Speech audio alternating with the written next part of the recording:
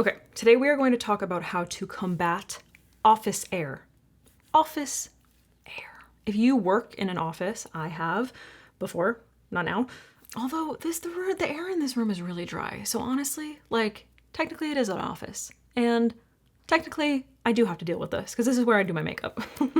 If you've worked in an office, recycled air, you're not near any windows, air conditioning, heat, your makeup, it can end up seriously affecting your makeup throughout the day, like the way that it wears, whether it's caking, cracking, dryness, maybe an excess of oil. I've heard from a lot of people that their makeup just kind of like falls apart or it disappears. So we're gonna go over some of my tips for how to survive office air, how to make your makeup last in the office. So First things first, skin prep is everything. I'm sure that you get sick of hearing me say it if you're new to my channel. It's something I harp on a lot. Skin prep is everything, okay? One of the things that you want to focus on if you are dealing with a very dry office is prepping your skin, okay? So focusing very much on hydrating the deep layers of the skin. So you want to focus on things like watery toners, watery hydrating toners, layering them.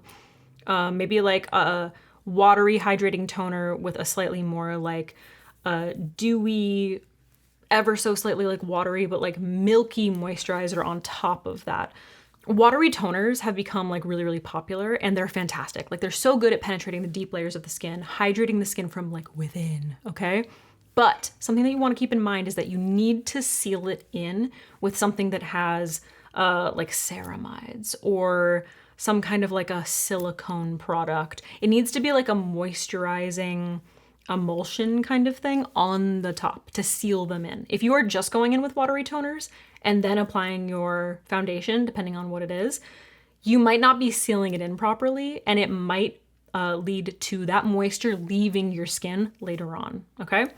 So focusing on things like ceramides on the top, whether it's in a moisturizer or your sunscreen, I would highly recommend your sunscreen. Maybe use a moisturizer then a sunscreen. Maybe you just have a moisturizing sunscreen. That combination is going to very much depend on your skin type and kind of like how it wears throughout the day. It will depend on like how many products you're using, but I highly recommend using watery toners to penetrate the deep layers of the skin so that you are doubling up on your moisture. You want to be hitting all the layers of the skin, not just applying like one moisturizer on top. That's just gonna get sucked up and then gone throughout the day. When it comes to your makeup formulas, you want to focus on things that are a little bit more like satin, okay? Satin, sheer, maybe medium coverage. Focusing on the more like full coverage matte finishes can just be a little bit too much on your skin if you feel like throughout the day you are experiencing flaking, dryness, patchiness. It might just be that it's not jiving. It's just not jiving, or similar to, not layering the skincare. It's sort of just like having the moisture sucked out of it throughout the day. So try to avoid those like heavy matte products. Also, setting sprays that are heavy in alcohol. That is another thing that's going to dry out your skin throughout the day. And remember to use powder strategically. Powder's great, okay? Powder is amazing for setting. It's fantastic. And even if you are wearing your makeup all day long and you're gonna be in a dry environment, you're probably gonna wanna be setting certain areas, but use it strategically. Use it in specifically the areas that tend to get a little bit oily or need to stay set, okay? So like the T-zone, underneath the eyes, maybe like around the nose, in the smile lines, in the middle of the forehead. And you also have the option to set with a setting mist, but remember, avoid those alcohols. If you find that throughout the day you are experiencing dryness, patchiness, flakiness, and you've tried all these other tips, like you're hydrating the deep layers of the skin, you're being strategic with your powder, you're not using heavy matte formulas, one thing that would be really good to keep in your makeup bag is some kind of a hydrating face mist. So Tatcha Dewy Skin Mist is probably like the most popular one. I feel like the most iconic one. It is super hydrating. So if you're like really dry and you need to like rehydrate throughout the day, that's a great thing. Like just buy the mini one, keep it in your bag, and just a quick mist to just sort of like bring the skin back to life. That's a great supplement if you are doing all the other steps and they're not necessarily doing everything that you need. Or maybe you just feel like your skin is missing a little bit of life like halfway through the day and you need a little pick-me-up. Personally, when it comes to lips, if you suffer from dry, cracked lips, especially in that recycled air or that air conditioning heat, Lansano nipple cream. They have, do I have one here? I don't. It's just lanolin. It's essentially lanolin. There's also, the one that I keep on my desk is Lanolips. This is also a good option. But I like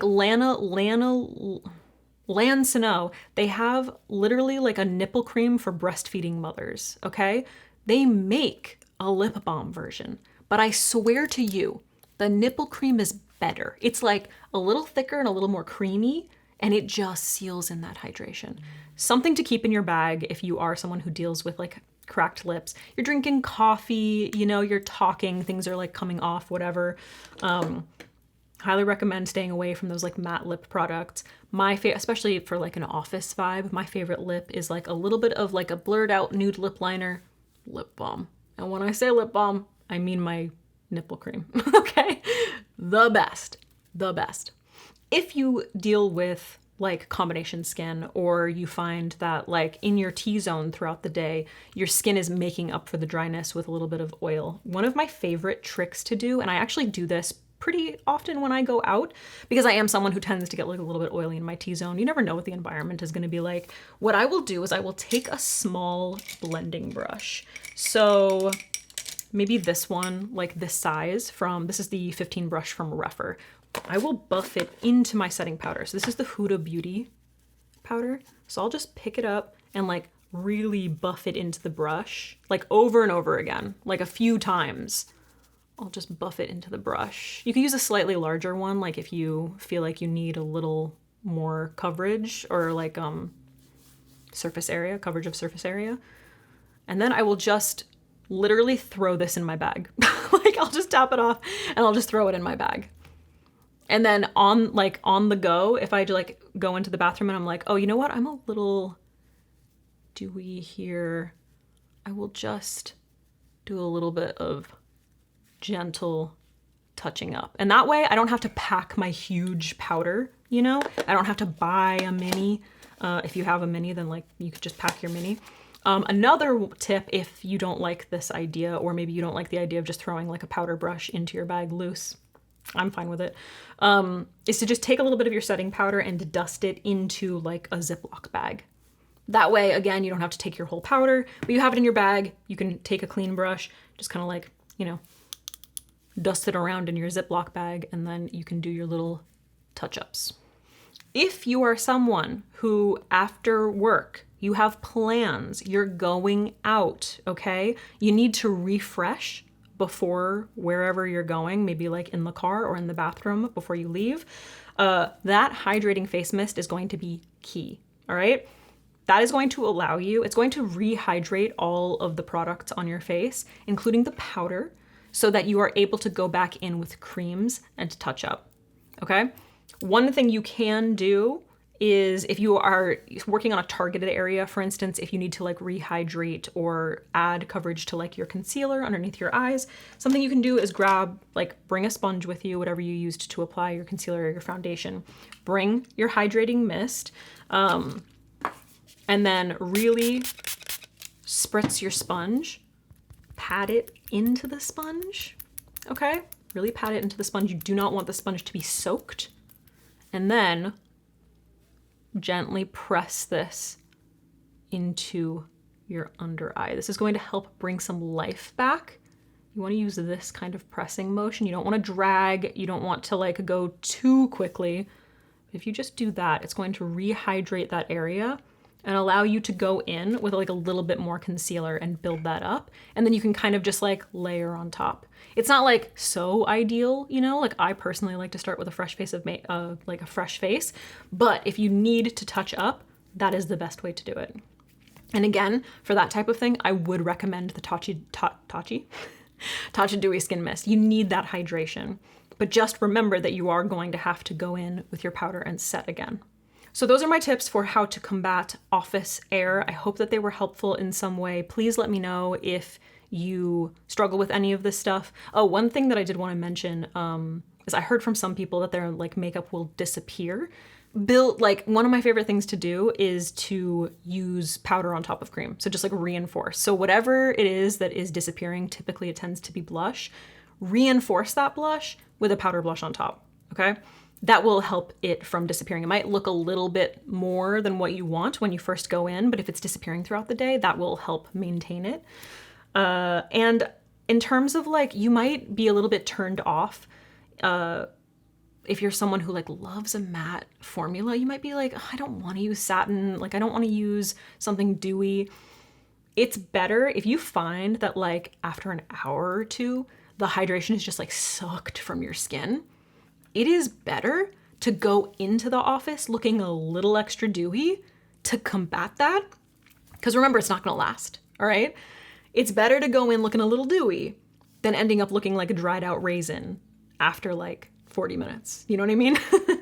So there's a little bit of give and take here. But just to wrap up, penetrate the deep layers of the skin with those watery toners.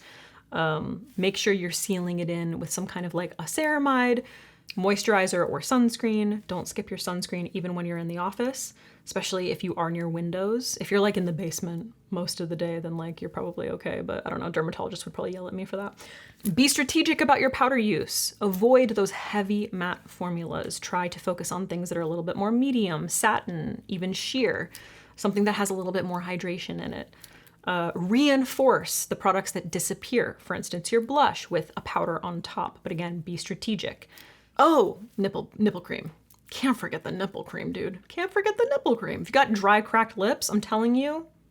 And if you're like embarrassed to use a nipple cream on your lips, then like get the little like lip balm versions, but I'm telling you, the nipple cream is goated. It is goated. Hope this was helpful. If you try any of this, if you happen to work in a very dry office, especially now, like spring and summer is going to be coming up and you're going to have that air conditioning just like blasting. If you try any of these, please let me know how it works for you, or if you have any tips that have helped you to combat office hair. Duh. All right, guys, thank you so much for watching. Please check out my Poshmark if you are in the market for some clothing. I'm selling like basically my entire wardrobe. I'll link that down below, as well as like any products that I talked about. And I'll see you in the next one, dude.